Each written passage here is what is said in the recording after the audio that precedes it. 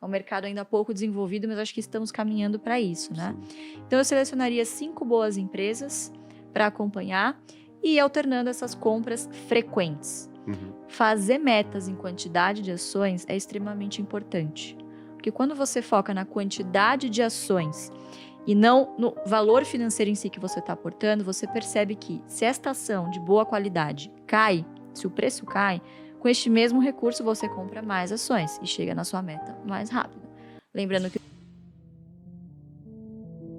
Luiz, agora para você, vocês têm uma filosofia de investimentos, né?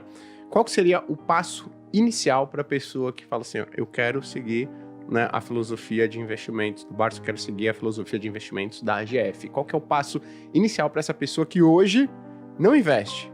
Né? O que você diria para essa pessoa? Qual que é o passo inicial? Acho que o passo inicial, na verdade, ele nem acontece na bolsa, ele acontece na renda fixa.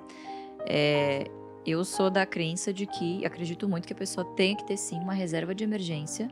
Eu ia depender, obviamente, das finanças pessoais de cada um, mas pelo menos uns 6 meses de salário, para que caso alguma coisa aconteça, e emergência não escolhe CPF, não escolhe hora, emergências simplesmente acontecem, e você precisa evitar ao máximo ter que vender por obrigação as suas ações, porque muitas das vezes você pode ter que se desfazer de um bom ativo, mas por um preço menor do que o que você pagou. E aí, obviamente, não vai ser culpa do mercado, vai ser culpa de uma falta de planejamento de quem está investindo. Então, sempre procurar fazer essa reserva de emergência para aumentar, mitigar os riscos, né, de você não ter que sair no meio do caminho e amargurar perdas aí indesejáveis com o mercado. Lembrando que, por mais que a gente fale de dividendos, o pessoal sempre procura essa renda extra, enfim, mas não existe nenhum tipo de garantia. O mercado de renda é variável. Enquanto está subindo, maravilhoso. Agora, quando está caindo, você percebe que, de fato, a renda varia, né? A renda variável varia. Então, acho que o primeiro passo, de fato, é ter essa reserva de emergência, que é um paralelo do você se jogar do avião e saber como é que abre o paraquedas, né? As pessoas geralmente fazem o contrário. Se jogam do avião e no meio do caminho... Tenta pegar. Quando vai ver, tem super pouco tempo para ter margem de manobra, né? E acaba não sobrevivendo, né? Então, infelizmente, é o que acontece com a maioria das pessoas, né? Então, acho que esse seria o primeiro passo. Ser conservador e ter ali um dinheirinho na sua renda fixa. Você tem? Eu tenho também. Então, poxa. E não fica na minha corretora, porque é uma tentação. Fica aquele dinheiro paradinho ali. Vou comprar uma taezinha e depois eu devolvo. Essa é uma boa dica. Você tem a sua reserva de emergência separada. Isso, eu tenho a minha reserva de emergência separada. Num banco AAA, enfim, também. Como é uma emergência, e assim... Às vezes as pessoas ficam tentando mendigar, 1%. Eu vou para esse aqui, para esse banco médio. Você não sabe nem a Basileia, não fez uma diligência prévia. Eu vou em busca de 104, 105, 106, 109, como, por exemplo, o que aconteceu agora com o Fundo de Reserva de Emergência do Nubank, né? E por causa desses poucos, né? Enfim, desse pouco ganho, a pessoa acaba perdendo um dinheiro que, de fato, precisaria de uma liquidez, né? Gostei, fica até uma ideia, né, para os bancos aí, criarem um produto que tem liquidez diária para você deixar sua reserva, mas só consegue tirar mediante atestado médico, né? Excelente. Muito bom. Né? Mas a gente costuma falar que as pessoas pensam em emergência como se fosse algo ruim, mas pode ser algo bom. Eu falo o seguinte, se você receber uma proposta, né, de trabalho fora do país, sabe? Se você quer fazer um curso fora, né? Poxa, e aí tá no momento ruim para você resgatar suas ações, qualquer outros ativos que você tenha na carteira, pode ser uma boa você utilizar a reserva de emergência. É um motivo bom também, né? Então... Promoção de Kit Kat também. Promoção de Kit Kat, né? Então, exato, né? Agora, montei a reserva de emergência. Segundo passo. Legal. Segundo passo é começar a analisar, porque acho que o trabalho mais doloroso de você fazer no início é selecionar as ações que você vai acompanhar. Então, imagina um iniciante, nunca viu nada de bolsa, ele chega no universo de mais de 400 empresas listadas e qual perspectiva que você vai ter que essa pessoa vá analisar? Imagina, gente, nunca. Então, eu selecionaria pelo menos, no máximo, umas 5 boas empresas para você monitorar. E por que isso? No início, dificilmente você vai conseguir acompanhar muitas empresas. Eu estou no mercado desde 2014, eu trabalho desde 2012, eu tenho 15 empresas na minha carteira e já estou no meu limite, assim, não consigo acompanhar mais do que isso. Então, se você quiser fazer um stock picking, que é uma carteira ativa, ou seja, você selecionar suas próprias ações, eu focaria em 5 empresas no início, né? E eu acho que esse é um erro muito comum. A pessoa tem R$1.000 e o que ela faz por desconhecimento ou insegurança? Divide em 20 papéis ao mesmo tempo e aí o que acontece? Ela não gera nem fluxo de dividendos capaz de comprar no fracionário, ou seja, ela não gera renda suficiente para reinvestir. E tampouco ver rentabilidade na sua carteira, porque você está tão pulverizado ali que, enfim... Ibovespa. Exatamente. Seria mais fácil comprar um ETF, né? Uma pena que é um mercado ainda pouco desenvolvido, mas acho que estamos caminhando para isso, né? Então, eu selecionaria 5 boas empresas para acompanhar e ir alternando essas compras frequentes. Fazer metas em quantidade de ações é extremamente importante. Porque quando você foca na quantidade de ações e não no valor financeiro em si que você está aportando, você percebe que se esta ação de boa qualidade cai, se o preço cai, com este mesmo recurso você compra mais ações e chega na sua meta mais rápido. Lembrando que o dividendo é pago em função da quantidade de ações possuída e não do valor financeiro que você aportou. Perfeito. Né? Então esse é um primeiro passo. Isso é muito legal mesmo, porque tem gente que fala o seguinte, poxa Gui, mas a gente está entrando num período político, né, e talvez econômico super desafiador. E aí eu não quero investir em ações, porque eu vou olhar lá o meu patrimônio, se a gente olhar o que aconteceu lá no governo Dilma II, né, ali no final do Dilma I, Dilma II, a gente vê que, o Ibovespa ficou parado e eu não evoluí financeiramente. Eu falo, poxa, vamos mudar a sua ótica? Vamos fazer o seguinte, ao invés de você olhar o patrimônio que você tinha, vamos dar uma olhada na quantidade de ações que você adquiriu durante todo esse período? Exato. Na quantidade de fundos imobiliários que você... Não vou falar esperto dele, na quantidade de fundos imobiliários que você adquiriu. Calma lá. Né? Ou fundos imobiliários ou ativos de renda fixa que você adquiriu ao longo desse período. Poxa, você acumulou uma quantidade muito grande de ações, de ativos nesse período. Então, nesses momentos desafiadores, né, principalmente, que você não fica super empolgado e tal, você pensa em desistir, dá uma olhada na quantidade. Isso é muito bacana. Exatamente. Né? E no fluxo de dividendos pingando também, né? Isso dá um certo conforto para quem está começando também. Perfeito. Aproveitando que você comentou, você falou para escolher boas empresas. O que é uma boa empresa, na sua opinião? Legal, quer Não, fazer as honras, Fabião? Não, basicamente, o que a gente procura, né? Se a estratégia se chama carteira previdenciária, qual que é a premissa principal? Bom, você precisa ter ativos na sua carteira que, claro que não existe nenhuma garantia e empresas ao longo do caminho passam por dificuldades, nada garante que ela vá se perpetuar.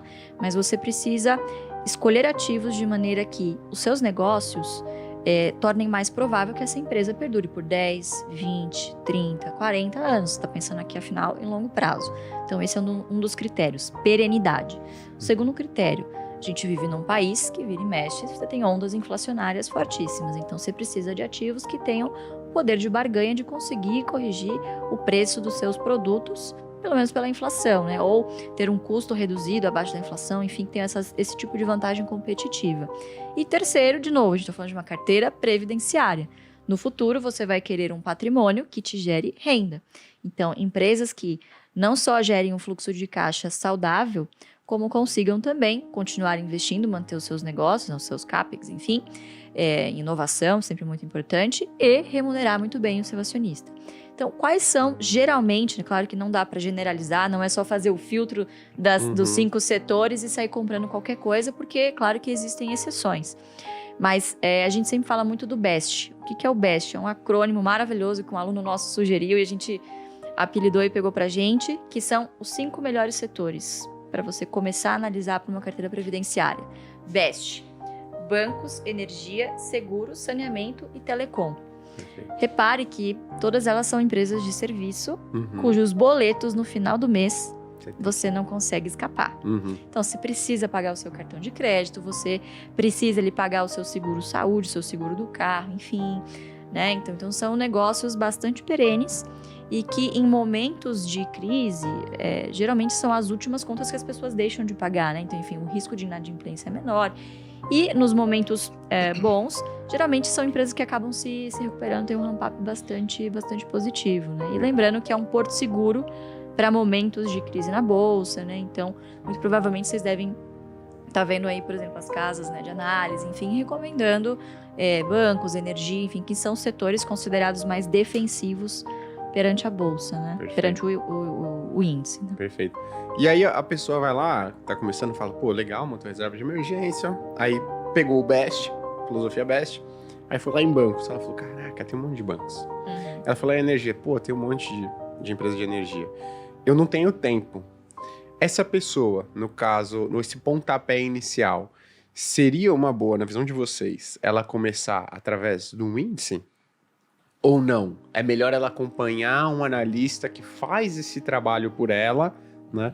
Que siga essa filosofia que ela gostou, né? O que vocês recomendam para essa pessoa que fala, poxa, eu não tenho tempo, tô lá, né, pô, trabalhando, ralando, e eu não consigo me dedicar a isso. Sou ruim com números, então eu preferia delegar isso ou através de um ETF, fundo ou um especialista. O número é o menor dos problemas. É o menor, porque hoje você tem casas de análises muito confiáveis, você pode se cercar de profissionais que te munam desse tipo de informação, até no AGF+, a plataforma. Enfim, você tem vários serviços que te dão ali, te cospem um valor justo e você vai saber se tá caro ou tá barato. O trabalho mais difícil inicial é você entender se ela é uma boa empresa. Então você tem que sempre pensar como se fosse na vida real. Você vai comprar uma padaria. Quais características desse negócio você vai avaliar? Poxa, quem são os sócios? Quem são os gestores que estão ali? Pô, você vai lá dar um Google, gente. A gente vive a era da informação, vai no LinkedIn. Pô, alguma coisa sobre a reputação dessas pessoas você vai encontrar na internet, conversar com conhecidos. Então você vai fazer um trabalho de diligência nesse sentido. E às vezes as pessoas falam, pô, mas eu não tenho tempo. Mas, cara, você arranja tempo para várias outras coisas, muito menos importantes e mais supérfluas do que isso. Você tem que lembrar que é o dinheiro do seu futuro. E você vai pagar um preço muito caro se você, obviamente, não fizer esse negócio direito. Agora, obviamente, isso torna implícito de que você precisa estar disposto a fazer esse tipo de trabalho. Por que aqui a gente não acredita muito em você investir em índice? Porque, infelizmente, não distribuem distribuem dividendos e, se distribuíssem, seriam tributados. Então, não há vantagem aqui, diferentemente dos Estados Unidos, em que os ETFs, bons ETFs, distribuem bons dividendos e, né, enfim, lá o dividendo já é tributado, mas, diferentemente do que ocorre aqui, não haveria essa vantagem, exatamente. Então, você tem que estar disposto, né, Fabiano? Acho que é um acordo com você mesmo de que, poxa, você vai ter que sentar e vai estudar. Isso não acontece do dia para noite, né? Mas você não pode ficar refém também desses bons profissionais. Você precisa ter uma opinião, uma crítica. Perfeito. Poxa, você, em última instância, você seria sócio das pessoas que estão ali, deste negócio? Entender o que a empresa faz é o mais importante de tudo. Total. E justamente por isso que o Best acaba sendo uma coisa muito fácil, porque faz parte do dia a dia das pessoas. Poxa, é fácil você entender o que um banco faz. Empresta dinheiro para as pessoas. Como que o banco vai perder dinheiro? Se as pessoas começarem a não pagar. É isso, basicamente isso, entendeu? Perfeito. Então, fazer o feijão com arroz, o simples, bem feito, é tudo que a pessoa precisa, né, no começo, quando ela está começando, para não cair, obviamente, nessas narrativas que de vez em quando o mercado constrói e cria aquelas preferidas e você não consegue se desvencilhar. Quer dizer, quem não tinha a Magazine Luiza 2 anos atrás era louco, né? Então, acho que é criar esse bom senso, esse senso crítico, mas isso, obviamente, demanda tempo e paciência. Arroz com feijão